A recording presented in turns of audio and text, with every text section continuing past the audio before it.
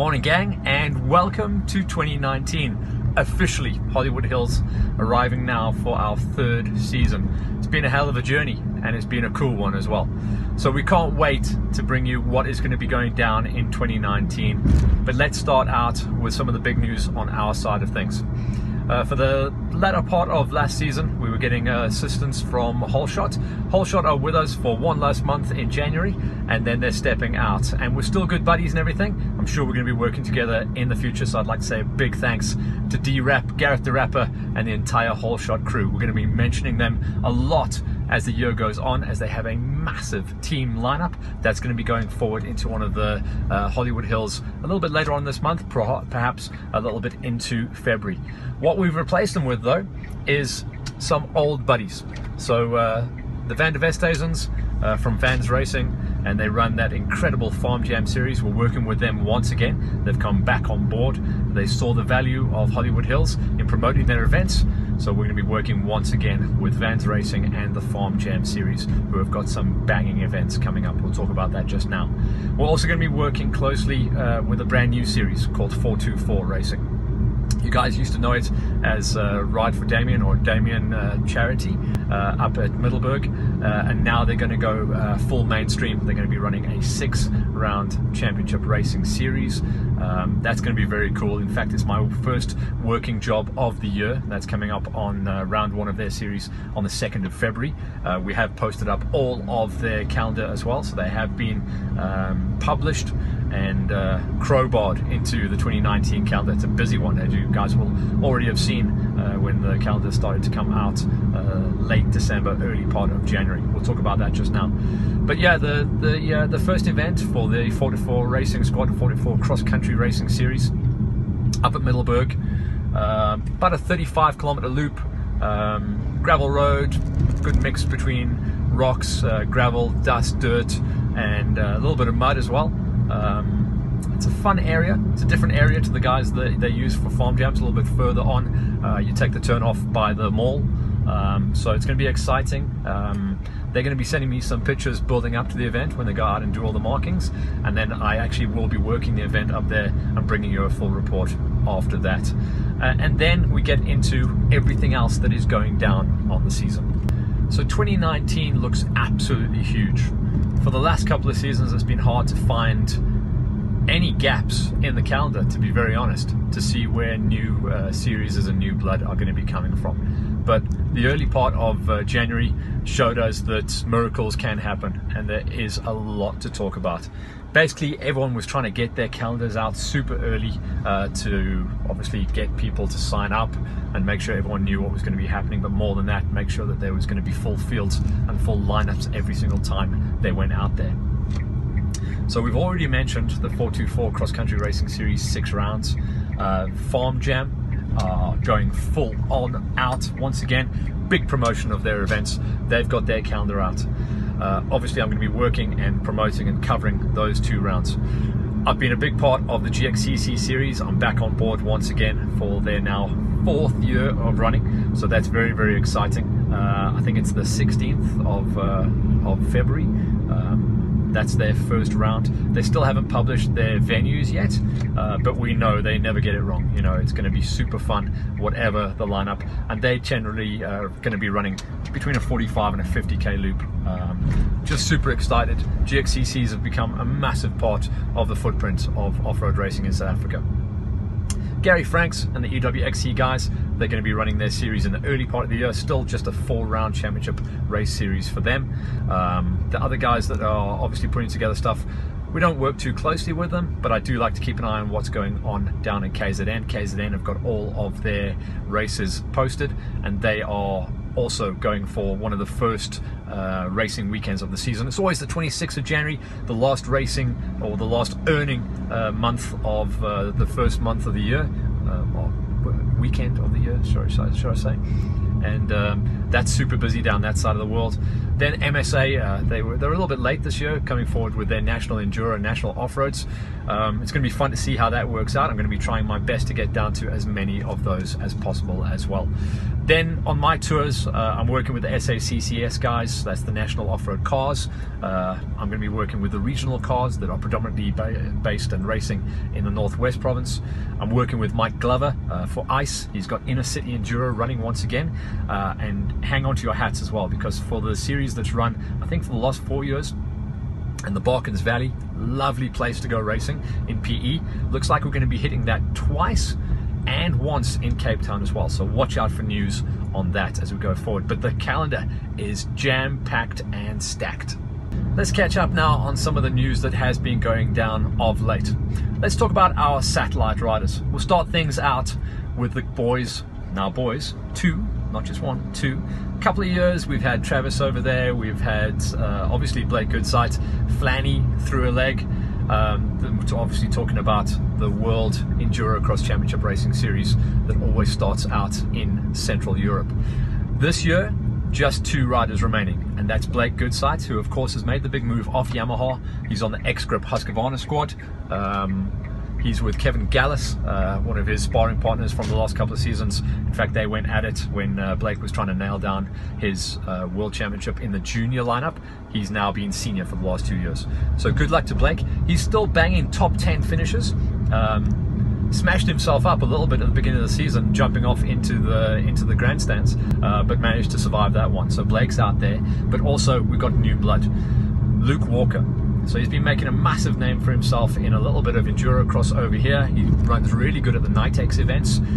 He runs good numbers up in the low felt, and he's started to become really one of those breakout riders. He's now got the opportunity to go across to Europe and see what he can do on the world stage. So he's a new entry into the World Junior Enduro Cross Championship. He's coming in, getting himself ready for his next round of the Championship Racing Series. Top 10s, very reasonable indeed, very reasonable. So a real good start for him, and he's following in the footsteps of Double T, Flanny and Blake, who have obviously opened the road for him to go across that side. So that's the first of our satellite riders. So we mentioned one of the riders as well there. Let's talk about Travis Teasdale. So he has really been blowing up internationally the last couple of years. Last year he got picked up by the Full Factory Beta squad. Obviously it wasn't a perfect fit for Travis. You could see he wasn't super happy with a couple of things along the way, but he still had a really good season. Anyway, in the off season, start to go doing some exploring on the old interweb, and I see that he's jumped ship. So he's now signed up with a team that's been made famous by Paul Bolton over across in the UK. Good rider, comes from a trials background, northern boy like me, so I've always enjoyed him, and he's been across for the roof a couple of times as well. Great to chat to. So he's been running the Eurotech KTM squad, and obviously took a liking to Trav, picked him up, and now Trav is going to be racing the entire WESS, that's the World Enduro Super Series as we know it. So that's going to be, you know, all the big bangers, Hell's Gate, Hawkston Park, Romaniacs, all that stuff. So he's going to be a real big threat this year, I think. You know, watch out for him to podium a couple of the events. Certainly a top 5 ranking as well, going up against South Africa's Wade Young as well. So they've been kind of good buddies growing up and racing and challenging each other. And of course Wade stays with the Factory Sherco squad. He's got another 2-year deal inked with those guys. When you talk about some of the guys as well, I see a little bit of media going on. Flanny stays with Proudly Bidvest Yamaha, so that's super cool. But not too much news. I see something bubbling. There's definitely something bubbling underneath the surface. Looks like the big red is on the way back, Honda. So we can see that Jade Goodsight is in the middle of making a bit of a comeback. He's been doing a little bit of media teasing us all, showing that he's got the new Honda machine up and running, and he's no doubt going to be joining us for the full national tour, as well as a couple of selected events. And obviously his big goal will be to try and see if he can win a roof again. You know, he came so close the last few years before he hung up the boots. That's going to be fun to see. But I also hear that there's a few other tasty riders linked to the Big Red, so watch out for that.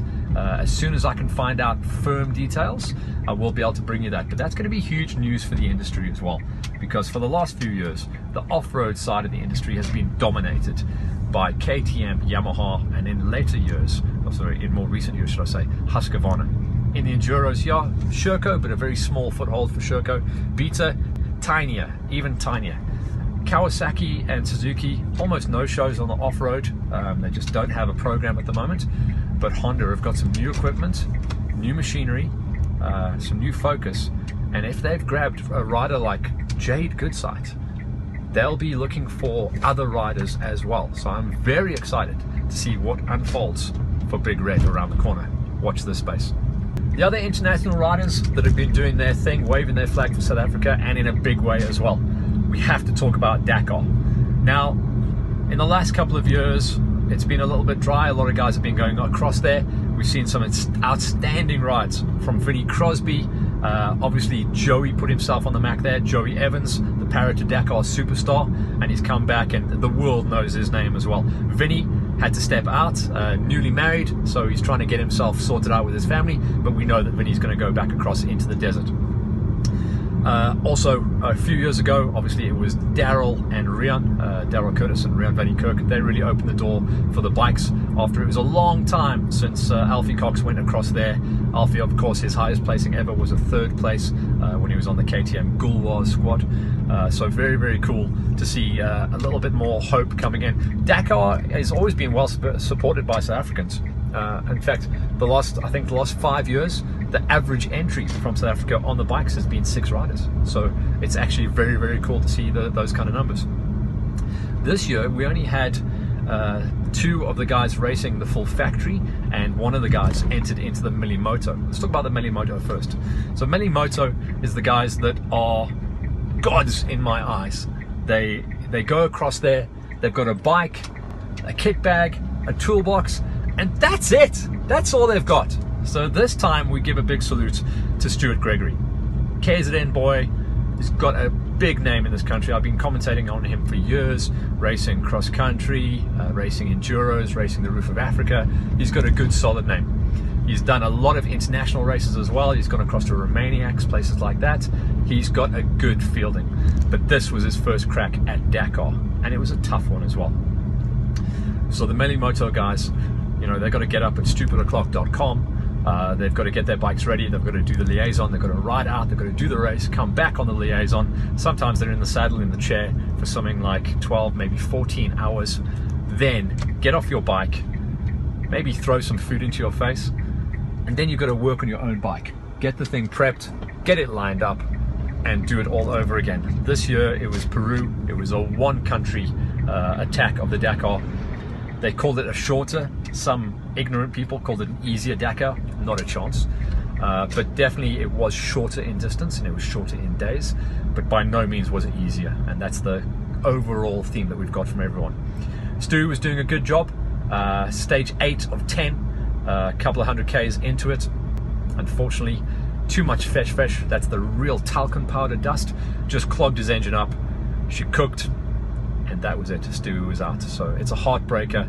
Stewie had done a really good job there. He'd been sending us back some incredible images and media, and it's a heartbreaker. We know he'll shed a tear. We all shed a tear for him as well, because you put so much into that and you're running on absolutely nothing for those days. So fair play to Stewie, and we know that he's going to go back across there as soon as he can get enough money together again anyway, to go and have another crack at the Dakar. So that was the Milimoto. But hold your breath as we talk about the superstars that went out and had a full attack with full support. Talking of course about none other than our cross country and national champions. I mean, I think they've got something like 7 or 8 national championships between them. Ross Branch on the Brother Leader Tread KTM squad when he's across here, and he was on a factory KTM 450 rally machine across there, as well as King Kenny Gilbert. Now for the last 3 seasons, these guys have been going at it. They've been all over each other. When one wins, the other comes second. When one comes second, the other comes first. So Arguably, they were our best entries going into Dakar for the last couple of years as far as looking for pure placements goes, and they didn't disappoint. Kenny comes off his full deal across this side on the factory Husqvarna squad, running out of Peps and Plastics, so he was also looked after with a full prepped 450, absolutely gorgeous machine across that side. All the riders were actually under the BAS or BAS Motorsport, which meant those are the guys that were going to be doing the prep on their bikes. They looked after all of the logistics and made sure that all our boys had to do was ride. But saying all you have to do is ride is a very small way of saying it's the thin end of the wedge. It really is. At a Dakar that was predominantly desert this year, 95% sand and dunes, a little bit of rocks, but our boys really did shine. You can see they both eased their way into it. Very little rally experience between both of them. Kenny went across and did a race as a qualifying event. Ross as well had a little bit of time, but of course Ross has so much experience in the desert and the sand that he was probably feeling quietly confident. The first couple of days you can see both of them made a couple of small navigational mistakes, little slips, little falls, but no injuries and no big breakages, and more importantly, no damage to the bikes, really, no big damage anyway. Then coming into the rest day, you could see that both Ross and Kenny really started to find their pace and find their groove and started to climb the ladder. There's a huge attrition rate, and everyone does say if you can make it to the halfway marker, which is rest day, and just gather yourself, you'll have learned so much in that first week that in the second week you can actually start attacking. Ross said he started to attack maybe a little bit too early, and that's why he started to make some mistakes. But the pace of both Kenny and Ross in week number 2 was night and day when you compare between week 1 going forward into week number 2. They both really started to climb the ladder. Ross by the end of week number 1 had squeaked his way inside of the top 20, and Kenny was inside of the top 30. But they were really building pace, and as the race went on there was a lot of guys falling out, a lot of guys breaking their engines, and I think a lot of the information that had come to them from previous riders, from Alfie, from Daryl, from Rian, and from the car guys, you know, from Glenn Hall, who was running the incredible Toyota Gazoo racing squad, who also went on to take their first ever Dakar win for Toyota, and we high-five those guys. But they were obviously feeding information to the riders as well, keeping them calm. You know, I saw a lot of stuff, a lot of guys tagging them on social media. Mike Lawrenson, who's one of the most experienced South African Dakar navigators, he was saying to them, just calm, just your navigation is key, the race will come to you, just get your navigation right, stay calm, stay focused, don't race the Dakar. It's not a race, it's a survival, it's a journey. But at the same time, when you talk about guys like Ross and Kenny, they're tasty, so they're going to go for it. And I mean, Ross in particular in week number 2, he was finding a position a day, eventually finishing just outside the top 10, placing in 12th and winning the Rookies Cup.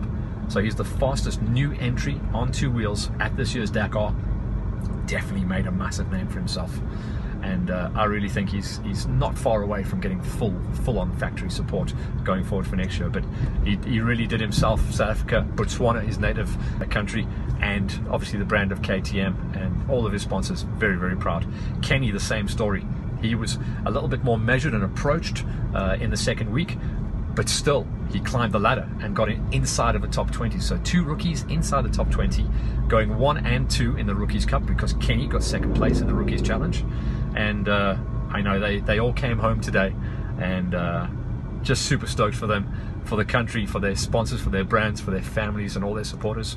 Well done, King Kenny and Ross, the Kalahari Ferrari, truly showing what standard South African off-road racing has got to when you see that. And I think it's going to bolster their entries going forward as well. We'll probably get up to maybe 5 or 6 guys going across once again on the back of the success of Ross and Kenny. So our Dakar superstars, welcome home. Great job done.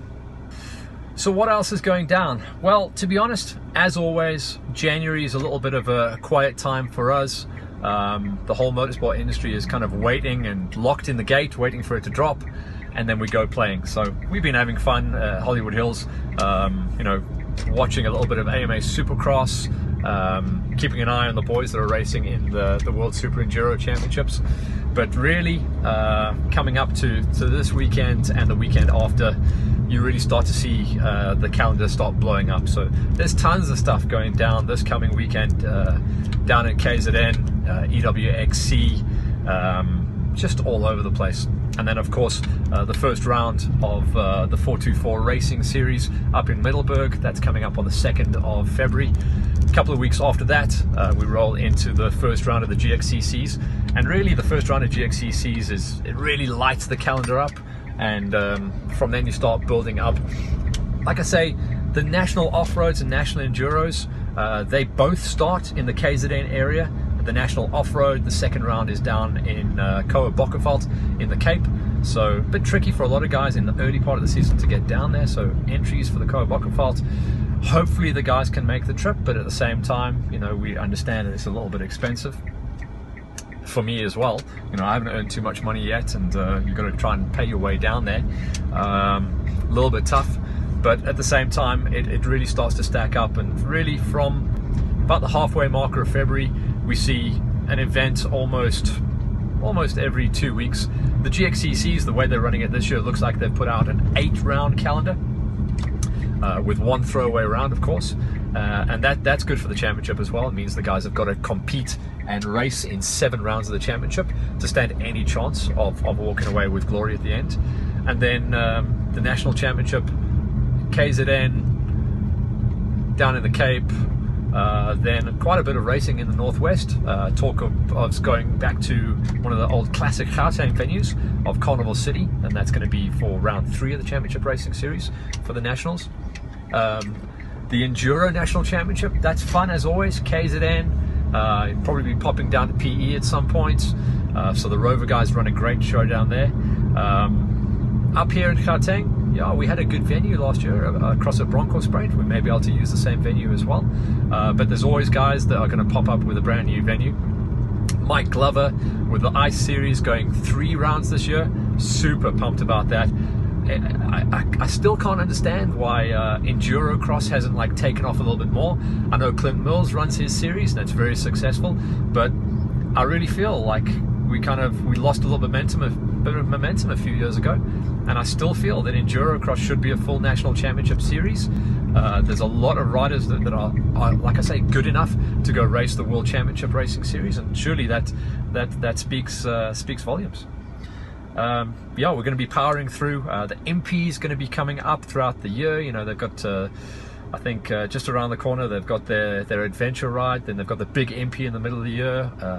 Late October they've got their little MP, the classic MP, the original MP as they call it. Obviously Roof is always the big banger, and no matter what happens, I'm going up there this year. Everyone keeps saying to me, why don't you go up there? And I said, well, at the moment, unfortunately, the sad truth is I don't get paid to go up there and report on it. So I can't keep using that as an excuse. I've got to get up there. I'll find some money somewhere through Hollywood Hills and figure it out. But yeah, I've got to be able to end the year like that. And then yeah, there's going to be a big mix between the off-road cars and off-road bikes for me this year, and very, very exciting times. But the first thing I'm going to get pumped about really is first round of the 424 Racing Series up at Middelburg.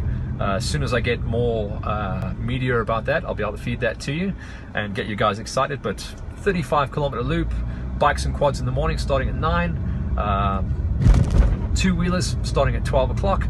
And because it's so early in the year, I think we might see quite a lot of big swinger cross-country races across junior ranks, two-wheelers and quads head on up there. And I really hope to see you guys up there and be able to talk to you, interview you, and obviously report back and see who's actually coming out in good pace and good shape. We expect to see some of the usual contenders as always, but it'll be fun to talk about new names at the same time. So for now, we'll run, as I say, with whole shot motorcycles for these first couple of Hollywood Hills, and we'll welcome back Vans Racing and obviously the Farm Jam series to help them promote their events, as well as welcoming on board 424 Racing and their new cross-country championship racing series.